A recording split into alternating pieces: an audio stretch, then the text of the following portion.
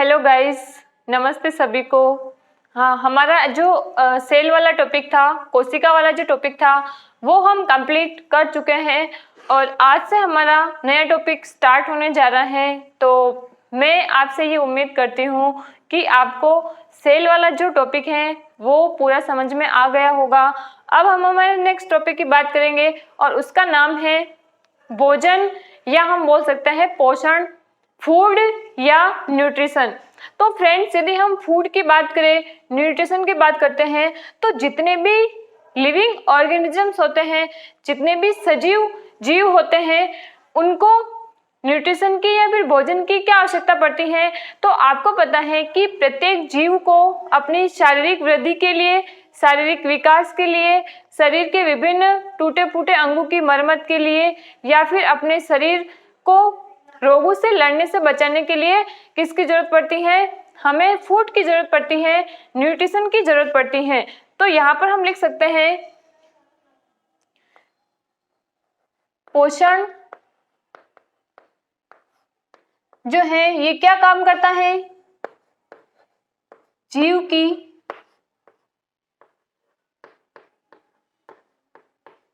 शारीरिक वृद्धि एवं विकास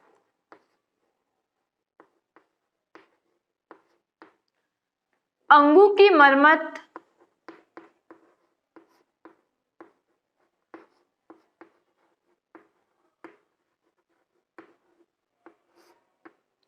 अंगों की मरम्मत तथा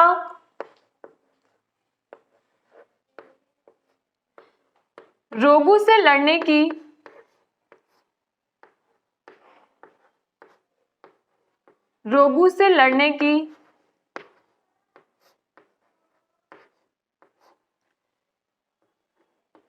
सुरक्षा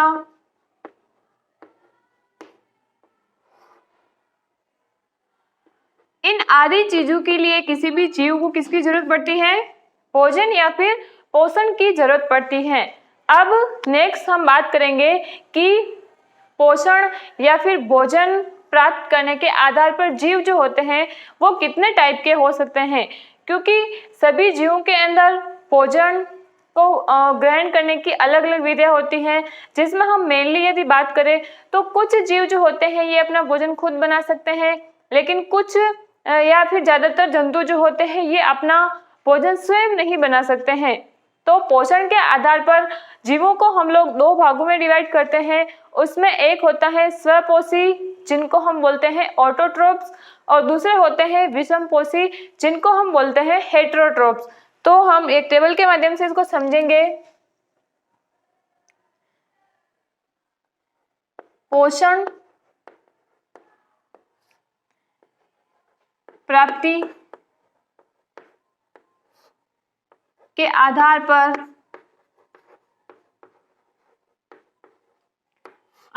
पर जीव दो प्रकार के हो सकते हैं।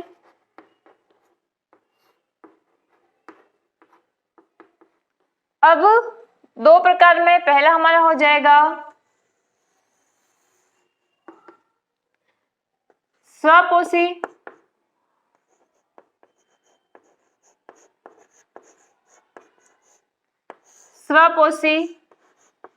ऑटोट्रोप्स,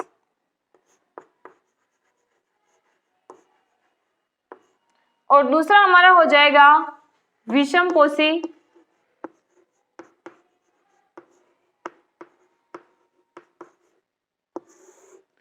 या हम इनको बोल सकते हैं हेटेरोट्रोप्स।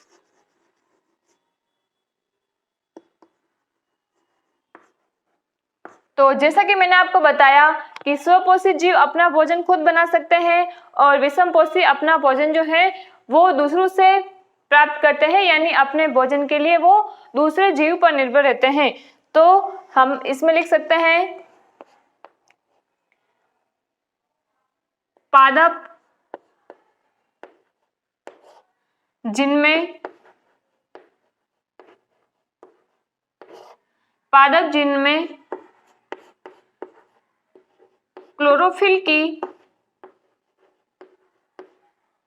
क्लोरोफिल की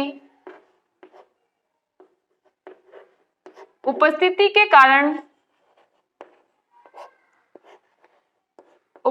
के कारण अपना भोजन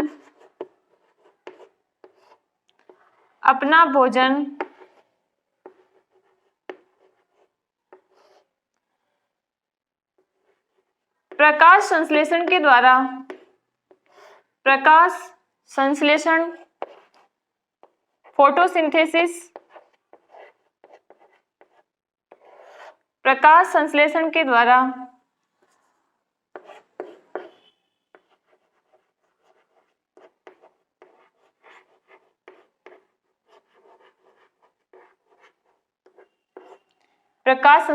द्वारा स्वयं बना लेते हैं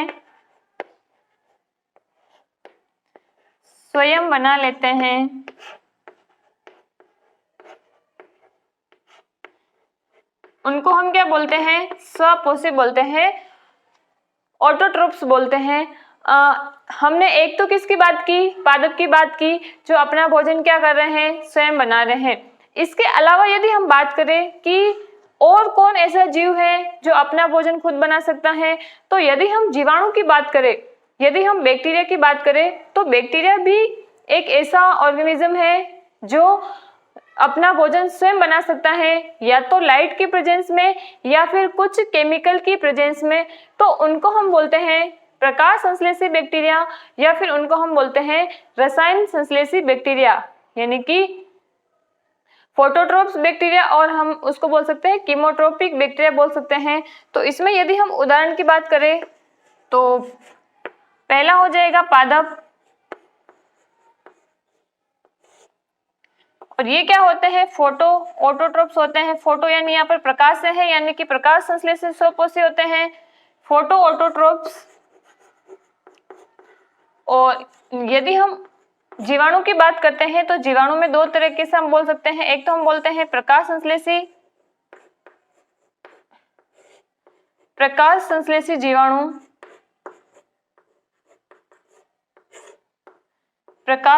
जीवाणु, फोटो ऑटोट्रोप्स बैक्टीरिया।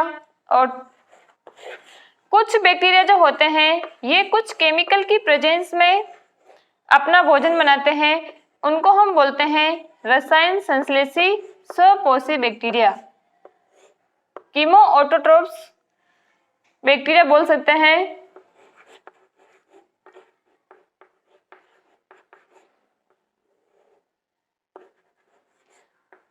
तो आई होप आपको स्वपोषी जो है वो समझ में आ गए होंगे। अब हम बात करते हैं हेटेरोट्रोप्स या विषमपोषी। तो ऐसे जीव जो अपने भोजन के लिए दूसरे जीव पर निर्भर रहते हैं, उसको हम क्या बोलते हैं? विषमपोषी जीव बोलते हैं। जिसमें कौन आएंगे? अधिकतर जो जंतु है, मोस्टली जो एनिमल्स हैं, वो किस में आएंगे? विषमपोषी के अंतर्गत आ जाएंगे। तो इसमें हम लिख सकते हैं ऐसे जीव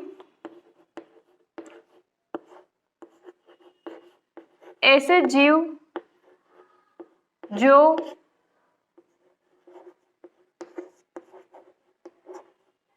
भोजन के लिए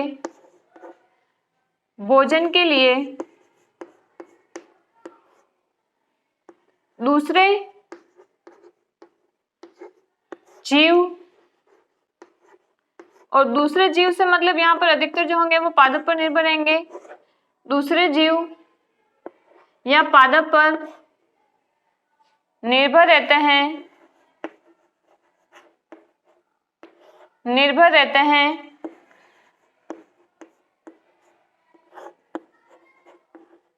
विषमपोषी जीव कहलाते हैं।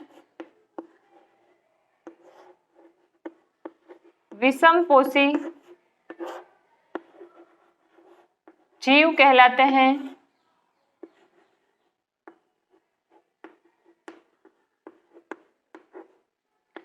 विषमपोषी जीव कहलाते हैं। अब उदाहरण की बात करें तो अधिकतर जो जंतु हैं, अधिकांश जंतु जो हैं वो कैसे होते हैं? विषमपोषी होते हैं।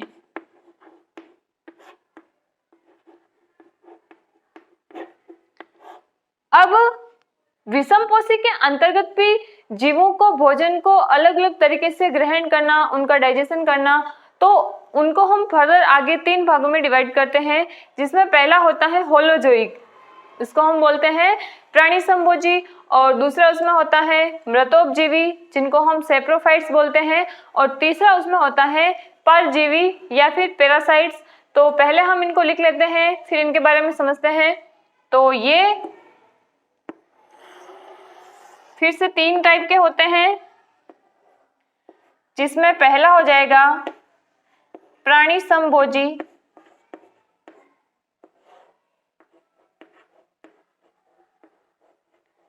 प्राणी संभोजी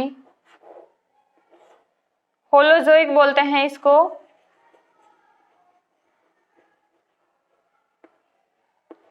और दूसरा होता है इसमें मृतोपजीवी,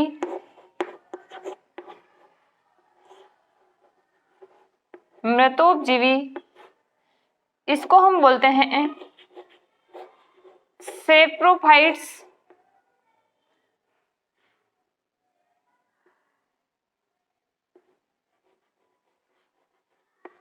और तीसरी यदि हम बात करते हैं तो तीसरा हमारा हो जाएगा परजीवी, पैरासाइट्स बोल सकते हैं इसको।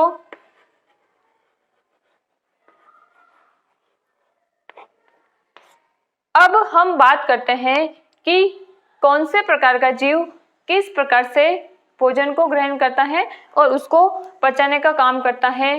तो सबसे पहले हम बात करते हैं प्राणी संभोजी। प्राणी यानी मनुष्य से हम इसको समझ सकते हैं, हम खुद इसका उदाहरण है। तो हम क्या करते हैं, पहले जो है हम खाना खाते हैं, भोजन को हम पहले क्या करते हैं शरीर के अंदर लेते हैं, और फिर हमारा जो पाचन तंत्र है उसका क्या करता है, पाचन करता है, उसका डाइजेशन करता है, और फिर हमें क्या मिलती है, उससे एनर्जी मिलती है। तो हम पहले भोजन को क्या करते हैं, अंतर्ग्रहण करते हैं, फिर उसको क्या करते हैं, पचाते हैं। तो ये तो आप खुद क्रिया करते हो अपने शरीर में, आपके खुद के शरीर में ये क्रिया होती है, तो ये आपको आसानी से समझ में आ गई होगी। अब कुछ जीवों में ऐसा भी होता है, जैसे हम यदि मृतोपजीवी की बात करते हैं, सेप्रोफाइट्स की बात करें, तो ये जीव जो होते हैं ये पहले बाहर ही क्या कर देते हैं, उसके जो पदार्थ होते हैं उनका डाइजेशन कर देते हैं, और नाम से पता चला मृतोपजीवी।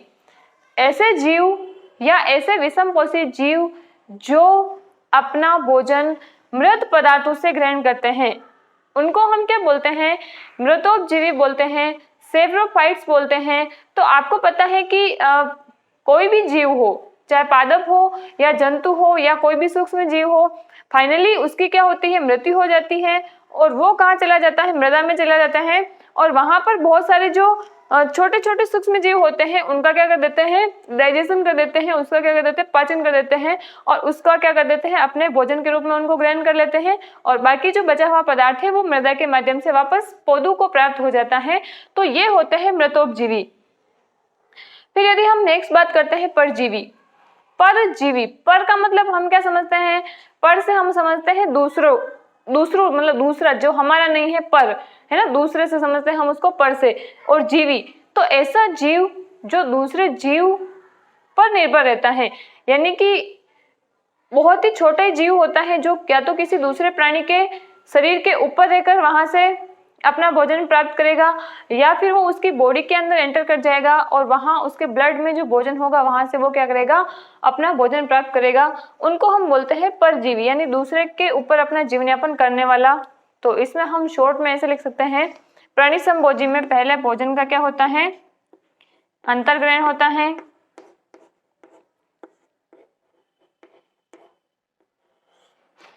और फिर हम उसका क्या करते हैं, पाचन करते हैं, डाइजेशन करते हैं। तो ये क्रिया कौन करता है, मनुष्य करता है। तो इसमें हम उदाहरण भी क्या लिख सकते हैं, मनुष्य लिख सकते हैं। अब मृतोपजीवी, तो मृतोपजीवी मैंने आपको बताया था कि ये जो सूक्ष्म जीव होते हैं, जैसे बैक्टीरिया और फंजाई की हम बात करें, तो ये पहले अपनी लार में कुछ एंजाइम होते हैं, उनको बाहर जो मृत पदार्थ होते हैं उनके ऊपर डालते हैं, जिससे उनका डाइजेशन हो जाता है, उनका अपघटन हो जाता है और फिर ये उसको क्या करते हैं, ग्रहण करते हैं। तो इसमें पहले होता है पाचन,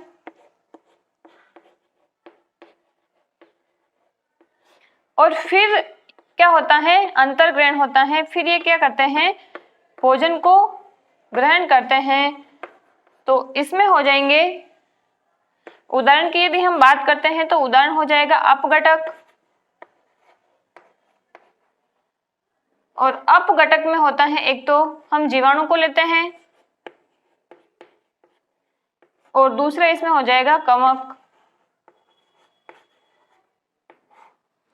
और यदि हम परजीवी की बात करते हैं, पैरासाइट्स की, तो ये दूसरे जीव के ऊपर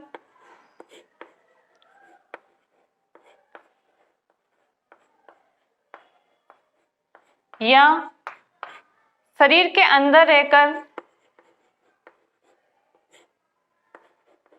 पोषण प्राप्त करते हैं।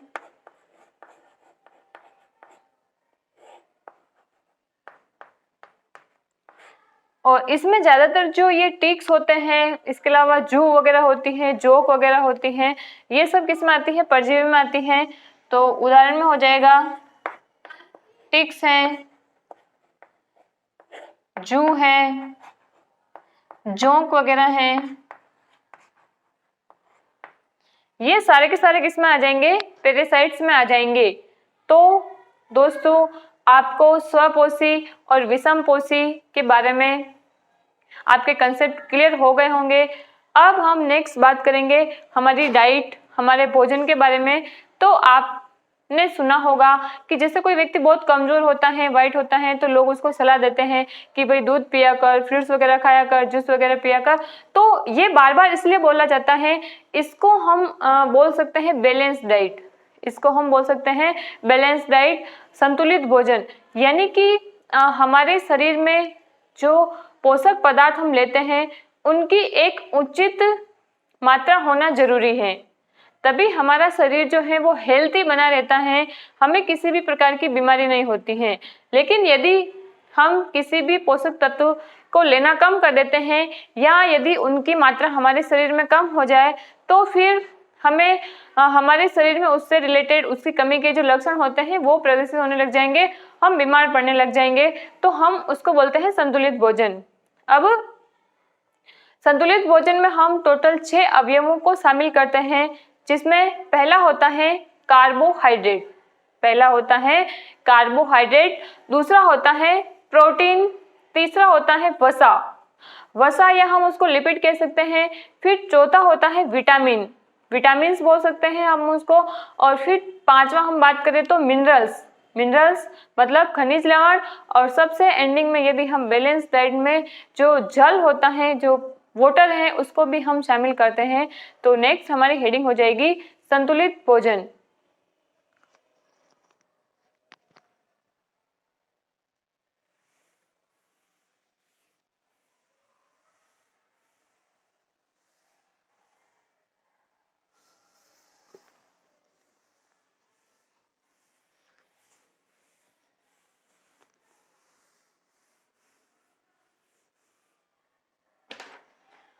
तो नेक्स्ट हमारी हेडिंग लगाते हैं हम लोग संतुलित भोजन।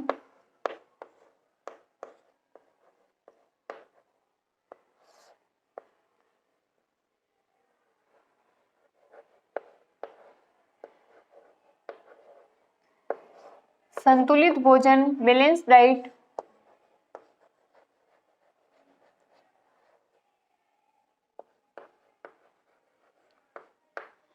तो भोजन में प्रत्येक पदार्थों की एक उचित मात्रा जरूरी होती है, उसी को हम संतुलित भोजन बोलते हैं।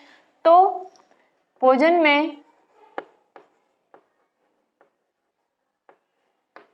में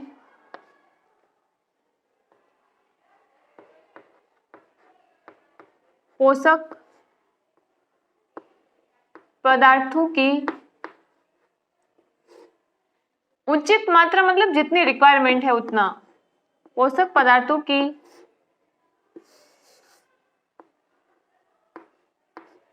एक उचित मात्रा में उपस्थिति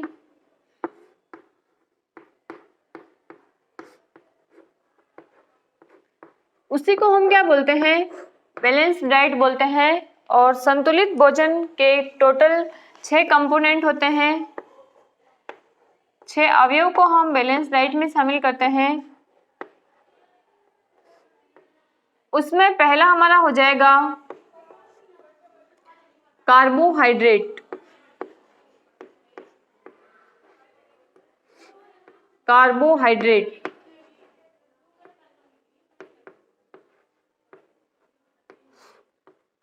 फिर दूसरा हमारा हो जाएगा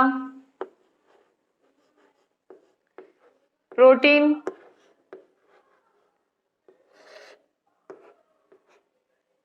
तीसरी ओर यदि हम बात करें तो लिपिड हो जाएगा।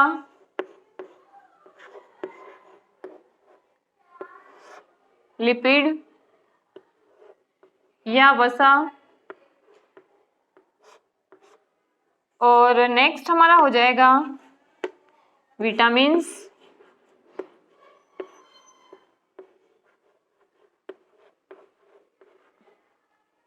विटामिन्स फिफ्थ हमारा हो जाएगा खनिज लवण।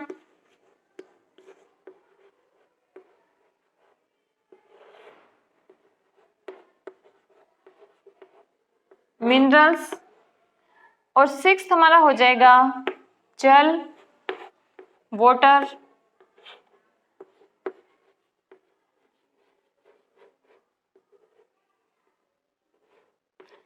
तो 6 अवयव हमने लिखे जिनको हम किस में शामिल करते हैं, संतुलित भोजन में शामिल करते हैं। अब कार्बोहाइड्रेट, तो हम ज्यादातर भोजन में क्या खाते हैं, अनाज खाते हैं। जैसे हम गेहूं खाते हैं, मक्का खाते हैं, ज्वार खाते हैं, आलू वगैरह खाते हैं। तो इन सब में क्या पाया जाता है, कार्बोहाइड्रेट पाया जाता है। इसके अलावा यदि हम बात करें तो आपने ये सुना होगा कि दाल भी जो है वो एक प्रॉपर मात्रा में, मतलब एक टाइम खानी चाहिए, या मतलब लगभग जो है वो दालों का यूज खाने में किया जाना चाहिए। तो दाल जो होती है, पल्सेस जो होती हैं, उसमें क्या पाया जाता है, प्रोटीन होता है। और इसके अलावा हम रोटी के साथ में क्या खाते हैं, घी या ऑयल वगैरह खाते हैं, तो उसमें क्या प्रेजेंट होता है, ये लिपिड या वसा प्रेजेंट होता है। और हमें बोलते हैं कि ग्रीन सब्जियां खानी चाहिए, फ्रूट्स वगैरह खाना चाहिए। तो इनमें क्या पाए जाते हैं, विटामिन्स और मिनरल्स होते हैं, जो हमारे शरीर की जो विभिन्न क्रियाएं होती हैं, जो मेटाबॉलिक रिएक्शन होती हैं, उनको कंट्रोल करने का काम करते हैं। तो वो हमें विटामिन्स और खनिज लवण करते हैं। और वाटर, तो आपको पता ही है पानी के बिना जीवन संभव नहीं है, जल ही जीवन है। तो जल जो है वो विभिन्न क्रियाओं के संपन्न होने में माध्यम का कार्य करता है। तो ये जल भी एक इम्पोर्टेंट फैक्टर है, एक बैलेंस डाइट का पार्ट है। अब हमें ये जो 3 ऊपर के अवयव दिखाई दे रहे हैं, कार्बोहाइड्रेट, प्रोटीन और लिपिड, इनसे हमें क्या मिलती है, ऊर्जा मिलती है। इनसे हमें क्या मिलती है, ऊर्जा मिलती है, ऊर्जा की प्राप्ति होती है। और यदि हम नेक्स्ट बात करते हैं विटामिन्स, खनिज लवण या जल, तो इनसे हमें ऊर्जा की प्राप्ति नहीं होती है, ऊर्जा नहीं मिलती है। ये सिर्फ हमारे शरीर में विभिन्न प्रकार की क्रियाओं को कंट्रोल करने का कार्य करते हैं।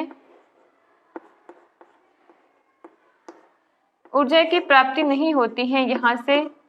ये क्या करते हैं, उपापचय क्रियाओं का नियमन करते हैं।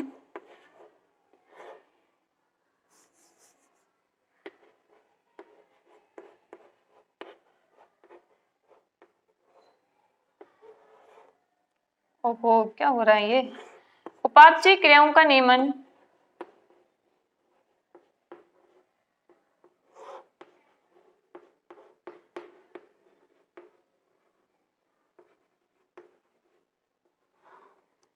तो ये तो हो गए हमारे बैलेंस डाइट का पार्ट। इसके अलावा कुछ जैसे और भी पदार्थ होते हैं हमारे शरीर में, जैसे न्यूक्लिक एसिड। तो न्यूक्लिक एसिड हालांकि हम उसको पोषक पदार्थों में या फिर बैलेंस डाइट में शामिल नहीं करते हैं, लेकिन न्यूक्लिक एसिड्स जो हैं ये वंशागति का कार्य करते हैं। ये वंशागति में हेल्प करते हैं। वंशागति से मतलब है कि ये जो हमारे कैरेक्टर्स होते हैं, जो हमारे लक्षण होते हैं, उनको एक पीढ़ी से दूसरी पीढ़ी में भेजने का कार्य करते हैं। तो इसको हम शॉर्ट में ऐसे लिख सकते हैं कि न्यूक्लिक एसिड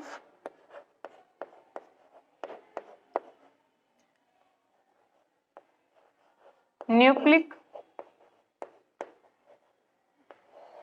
अम्ल, और न्यूक्लिक अम्ल में हम दो अणु को शामिल करते हैं, DNA डीऑक्सी राइबो न्यूक्लिक अम्ल, और एक होता है RNA राइबो न्यूक्लिक अम्ल।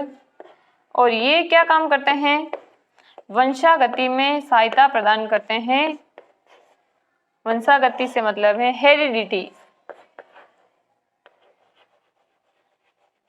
हेरिडिटी। अब हम बात करते हैं ऊर्जा की प्राप्ति हमें किससे होती है। तो हमने देखा कि कार्बोहाइड्रेट, प्रोटीन, लिपिड, इन सब से हमें क्या मिलती है, ऊर्जा मिलती है। अब हम बात करते हैं कि हमें सबसे ज्यादा ऊर्जा किससे मिलती है, क्योंकि एग्जामिनर क्वेश्चन पूछ सकता है या बहुत सारे एग्जाम्स में पूछा हुआ भी है कि कार्बोहाइड्रेट, प्रोटीन और लिपिड, इनमें से हमें सबसे ज्यादा मात्रा में ऊर्जा किससे मिलती है। तो दोस्तों आपको ध्यान में रखना है कि लिपिड और वसा यानी कि जो घी और ऑयल होते हैं, इनसे हमें सबसे ज्यादा मात्रा में ऊर्जा मिलती है।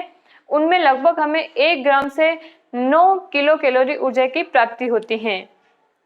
तो हम यहाँ पर ऊर्जा प्राप्ति की यदि बात करें तो ऊर्जा की प्राप्ति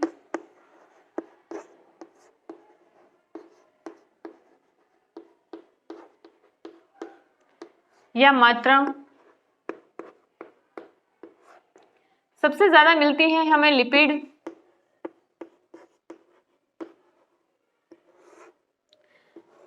सेकंड नंबर पर हमें मिलती है प्रोटीन,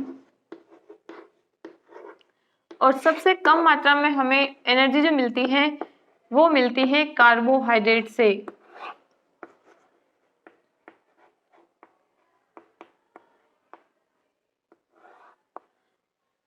अब हमने देखा कि ऊर्जा सबसे ज्यादा लिपिड से मिलती है, तो हम ये भी बात कर लेते हैं कि भाई मिलती कितनी है। तो यहाँ पर यदि हम 1 ग्राम लिपिड की बात करेंगे तो 1 ग्राम लिपिड से हमें ऊर्जा मिलती है 9 किलो कैलोरी। और यदि हम 1 ग्राम प्रोटीन की बात करेंगे तो 1 ग्राम प्रोटीन से हमें ऊर्जा मिलती है लगभग 5.6 किलो कैलोरी। अब हम यदि नेक्स्ट बात करें कार्बोहाइड्रेट की तो 1 ग्राम कार्बोहाइड्रेट से हमें ऊर्जा मिलती है 4 किलो कैलोरी। तो यहाँ पर मात्रा देखकर आपको ये मालूम पड़ गया होगा कि हमें किस किस भोज्य पदार्थ से कितनी कितनी मात्रा में ऊर्जा की प्राप्ति हो रही है। लेकिन यदि क्वेश्चन आपसे ये पूछा जाए कि हमें सबसे फास्ट एनर्जी यानी कि सबसे कम समय में यदि हमें इंस्टेंट एनर्जी की ज़रूरत है, बॉडी में एनर्जी लेवल बहुत कम हो गया है और हमें एनर्जी की बहुत ज़्यादा रिक्वायरमेंट है, तो उस कंडीशन में हम कौन से भोज्य पदार्थ का यूज़ करेंगे। तो ध्यान रखना कि सबसे ज़्यादा मात्रा में हमें लिपिड से मिल रही है, लेकिन सबसे फास्ट या सबसे कम समय में हमें ऊर्जा की प्राप्ति जो होती है वो किससे होती है, कार्बोहाइड्रेट से होती है। जैसे कि आपने सुना होगा कि हम ग्लूकोज के पाउडर का यूज भी करते हैं, ग्लूकोन डी वगैरह का। तो दोनों क्वेश्चन अलग अलग हैं, तो आपको थोड़ा सा ध्यान रखना है। और वैसे भी ये जो प्रोटीन है, इस प्रोटीन का जो प्राथमिक कार्य होता है वो होता है शारीरिक संरचना का निर्माण करना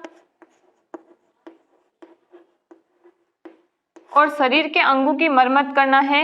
लेकिन यदि शरीर में कार्बोहाइड्रेट और लिपिड दोनों की कमी हो जाए तो फिर प्रोटीन का ऑक्सीकरण होता है। और सबसे लास्ट में भोजन के रूप में जो यूज होने वाला पदार्थ है ये कौन सा होता है, प्रोटीन होता है।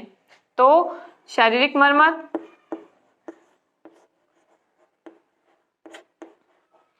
और यदि प्रोटीन का नंबर आ जाता है, मान लो कि हमारे शरीर में कार्बोहाइड्रेट भी खत्म हो गया, लिपिड भी सारा खत्म हो गया, अब हमारे शरीर में क्या बचा हुआ है, सिर्फ प्रोटीन बचा हुआ है, तब प्रोटीन का यूज जो है वो ऊर्जा बनाने में किया जाएगा। और वो भी डायरेक्ट नहीं किया जाता है, पहले प्रोटीन को कार्बोहाइड्रेट में बदला जाता है और फिर कार्बोहाइड्रेट का ऑक्सीकरण होता है और हमें किसकी प्राप्ति होती है? ऊर्जा की प्राप्ति होती है। हमें किसकी प्राप्ति होती है? एटीपी की प्राप्ति होती है। तो प्यारे फ्रेंड्स, आज हमने पढ़ा भोजन और पोषण, मतलब मैं आपको एक इस जो आज की क्लास में हमने पढ़ा है उसका एक छोटा सा रिवीजन, हमने कौन कौन से टॉपिक की बात की।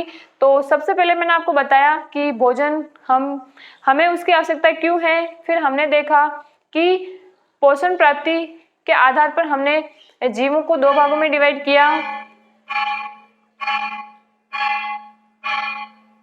उसमें से पहला है स्वपोषी ऑटोट्रोप्स, जिसमें हमने देखा प्लांट बैक्टीरिया, है ना, फोटोसिंथेटिक बैक्टीरिया और कीमोट्रोपिक बैक्टीरिया की हमने बात की। और फिर दूसरा हमने टाइप जो देखा वो हमने देखा विषमपोषी हेटेरोट्रोप्स, जो अपने भोजन के लिए दूसरों पर निर्भर रहते हैं। और हेटेरोट्रोप्स में हमने 3 प्रकार देखे, प्राणी संभोजी, होलोजोइक, दूसरा हमने देखा मृतोपजीवी सेप्रोफाइट्स और तीसरा हमने देखा परजीवी पैरासाइट्स। फिर आगे हमने देखा संतुलित भोजन, बैलेंस डाइट। तो आपको पता है कि प्रत्येक जीव को सारे पोषक पदार्थ जो है वो उचित मात्रा में लेना जरूरी है। अगर वो हम नहीं लेंगे तो हमारे शरीर में विभिन्न तरह के लक्षण प्रकट होने लग जाएंगे, हम बीमार होने लग जाएंगे, उससे संबंधित हमें रोग हो जाएगा। तो बैलेंस डाइट में हमने टोटल 6 अवयव देखे, जिसमें हमने देखा कार्बोहाइड्रेट, प्रोटीन, लिपिड, विटामिन, खनिज लवण और जल। और उसके बाद हमने देखा कि हमें लिपिड से कितनी ऊर्जा मिलती है, प्रोटीन से कितनी मिलती है, कार्बोहाइड्रेट से कितनी मिलती है। तो आप भी जब पढ़ते हो तो बहुत सारे बच्चे मैंने देखा है कि जैसे आप पूरा टॉपिक पढ़ लेते हो, और मन ही मन में बहुत ज़्यादा खुश होते हो कि आज तो मेरा पूरा का पूरा टॉपिक कंप्लीट हो गया। लेकिन सिर्फ पढ़ने से टॉपिक को कंप्लीट समझ लेना सही बात नहीं है, क्योंकि आपका जैसे चैप्टर आपने पढ़ लिया और आपके हिसाब से आपका जो चैप्टर है वो कंप्लीट हो चुका है, लेकिन उसके बाद में आपको उसका एक क्विक रिवीजन जो है वो अपने दिमाग में ही करना है। आपको ये सोचना है कि हाँ मैंने मतलब इस टॉपिक के अंदर ये मतलब हेडिंग हमने पढ़ी थी, यानी कि एक जो हमारा विषय होता है उसमें बहुत सारे जो टॉपिक्स होते हैं वो मेंशन होते हैं और हम उसका कोई एक पार्ट पढ़ते हैं तो हमें उसका एक मेमोराइज करना जरूरी होता है। और मेमोराइज करने के बाद उससे रिलेटेड जितने भी ऑब्जेक्टिव्स होते हैं उनको सॉल्व करना होता है। और उसके बाद भी जो प्रीवियस ईयर के कॉम्पिटिटिव एग्जाम के क्वेश्चन पेपर हैं उनमें हमें देखना होता है कि इस टॉपिक से किस प्रकार के क्वेश्चन बने हैं और जो क्वेश्चन उस पेपर में बना है क्या वो मेरे से सॉल्व हो रहा है या नहीं हो रहा है। अगर आप उस क्वेश्चन के जो क्वेश्चंस हैं, क्वेश्चन पेपर के जो क्वेश्चंस है वो आपसे सॉल्व हो रहा है, तब आप ये श्योर हो सकते हो कि मेरा ये जो टॉपिक है वो कंप्लीट हो चुका है। तो ये बात आपको ध्यान में रखते हुए आपके एग्जाम की तैयारी को आगे बढ़ाना है। आज हम इस टॉपिक को यहीं तक करेंगे, फिर हम अगले टॉपिक में अगले क्लास के अंदर कार्बोहाइड्रेट, प्रोटीन, लिपिड, इन सब के बारे में डिटेल से अध्ययन करेंगे। आज के लिए इतना ही friends. Thank you very much.